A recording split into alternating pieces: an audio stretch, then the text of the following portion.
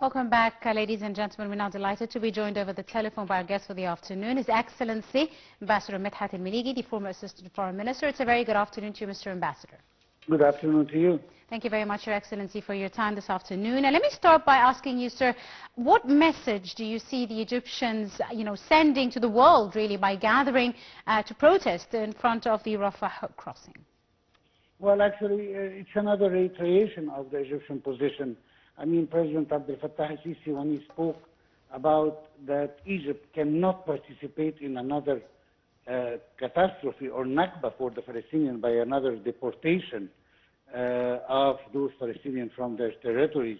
He did not do that based on simply his own vision, but because he is well aware of the positions of the Egyptians regarding these issues. Yes. This is an issue that has been embedded in our system ever since this erupted in 1948 with the beginning of the Palestinian catastrophe until today.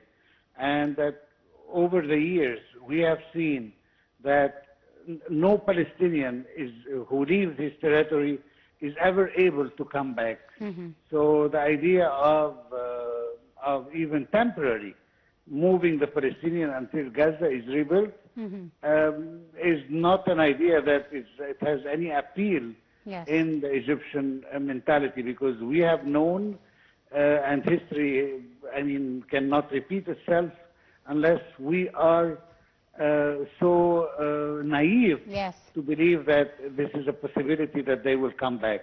Absolutely. The idea of the ethnic cleansing, no matter how you call it, is to remove the Palestinians from their land, and this is a red line for the Egyptian people and for the Egyptian officials, of course, on top of them, President al-Sisi.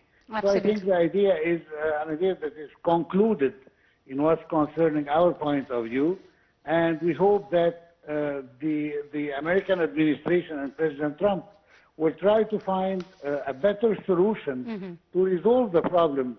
And I think that there is nothing better than to apply the international law that has stipulated on so many occasions that this is an occupied territory, and actually by September this year, the Israeli has to clear it according to the mandate given to them by the General Assembly, and this will actually supposedly will open the gate for the possibility of building the Palestinian independent state. Absolutely. We don't need new initiatives. The solution is here and there. If the American administration wants to apply it, it's there. It has always been here. It is known as the Arab Peace Initiative, and this peace initiative will say, as it has always said, peace in revenge for a Palestinian state. Absolutely. So if the Israeli wants to have peace, they have to give back what is unlawfully and illegitimately taken by force, which is all the territory that Israel gained after the 5th of June 1967. Absolutely, Your Excellency. Now today, of course, upon the invitation from Egypt, another meeting was held between, at the level of foreign ministers of Egypt, Jordan, the UAE, Saudi Arabia, and Qatar, as well as representatives from the PLO and Secretary General of the Arab League, where they issued a communique in which they reiterated the Israeli occupation and the violation of the Palestinian rights through displacement. How do you see this meeting that was held today and its importance, Your Excellency? We are seeing the most important countries right now on the Arab scene, who are the countries that you just mentioned. And all of them are gathered together under the auspices of the Arab League, which shows to a big extent a position of the Arab League in solidarity with the Egyptian position, as well as, of course, the Jordanian position, which has refuted the President Trump so-called initiative regarding the solution of the Palestinian cause, and unfortunately he has repeated again this for the second time in like a few days, which shows that maybe that President Trump is not getting the information his administration is supposed to provide him in due time, because our position has been very firm from the beginning. It's a red line.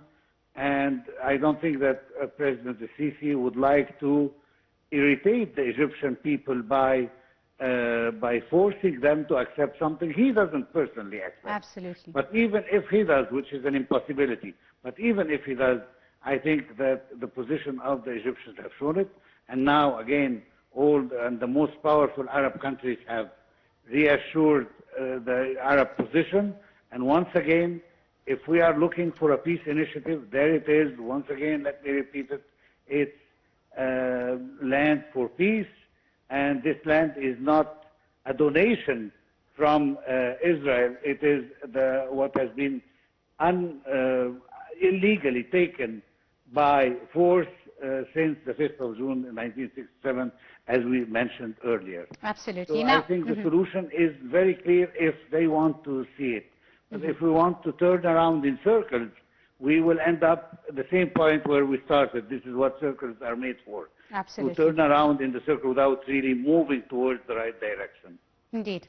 Mr. Ambassador, Egypt's position, of course, is very supportive and is very firm, as you said, not to liquidate the Palestinian cause. And Egypt has refused to even establish, camps to host any refugees. We don't even call our Palestinian brethren refugees in them. How important is this idea, in your opinion, Mr. Ambassador? Which idea exactly? I didn't get the question.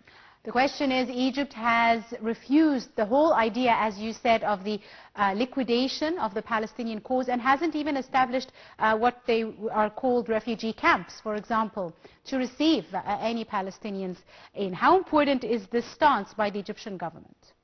Well, actually, I mean, the idea of how to receive the Palestinian is not the issue. The issue is the principle of receiving Palestinians to stay in Egypt, whether temporary or on a long-term basis. This is the idea that has been rejected by Egypt. It's not about whether we are going to put them in camps or we are going to build cities for them or they are going to be just melting down within the population of Egypt. This is not the question. The question is whether we are accepting to help to liquidate the Palestinian cause by accepting Palestinians, which should not be considered a problem if we look at it I mean, in a humanitarian way. I mean, we can do that easily. But doing that will simply liquidate the Palestinian cause. Absolutely. Something that we have vowed to keep alive. I mean, I will add something, maybe we haven't said even before. But although that any Egyptian woman married to a foreign man is entitled to give her nationality, the Egyptian nationality, to her children, all Egyptian women are entitled to do that, except for women who are married to Palestinians. They cannot give the nationality of Egypt to their children, and that's also for the same cause. And this is a teeny tiny fraction of the number of Palestinians. So what about having 500,000 or 1 million, as Mr. Trump is suggesting? This is an impossibility, and it's a very absurd impossibility, unfortunately. And I hope that, once again, the American administration could reach President Trump and tell him exactly how the Egyptian people feel about this and how the Egyptian presidency is feeling about this. Indeed. Finally, Your Excellency, the foreign ministers in today's meeting issued a communique in which they welcomed the Egyptian intention of hosting a conference for Gaza's reconstruction in cooperation with the United Nations. How do you see this future planning, in your opinion, sir? We are talking about the day after, something that only Egypt is entitled to say, because it was the only real power who really helped to advance the truth that we are seeing right now, and we hope that Israel will not do as it usually does by sabotaging it at any stage, whether we are talking about phase 2 or 3 of the negotiation. But Egypt has to be always one step ahead by trying to pave the way for the day after. Let's not forget that around 80% of the civil installation in the Gaza Strip are destroyed. The idea of waiting until we finish all the 3 stages of the current truce between the Palestinian resistance forces and Israel is going to be a waste of time. Those people need a lot of things. They need homes, they need schools, they need universities, they need hospitals, they need cemeteries, they need everything. So the idea of starting to prepare of course, with the United Nations, since Egypt always respect the international law and respect the international organizations, Indeed. is a step to look forward to the day after, even before we finish the current day. Absolutely. So this is the most important thing, that we do not wait for one step until we start the second step, because we don't have the luxury of waiting until everything is settled down to start looking at the day after. So we are looking at it from right now to start to build and to start to accommodate our Palestinian brothers and sisters in their land. Absolutely. Your Excellency, Ambassador Medhat Meligi, the former Assistant Foreign Minister, thank you very much, sir, for your time and all your insights on today's edition of Cairo Local Time.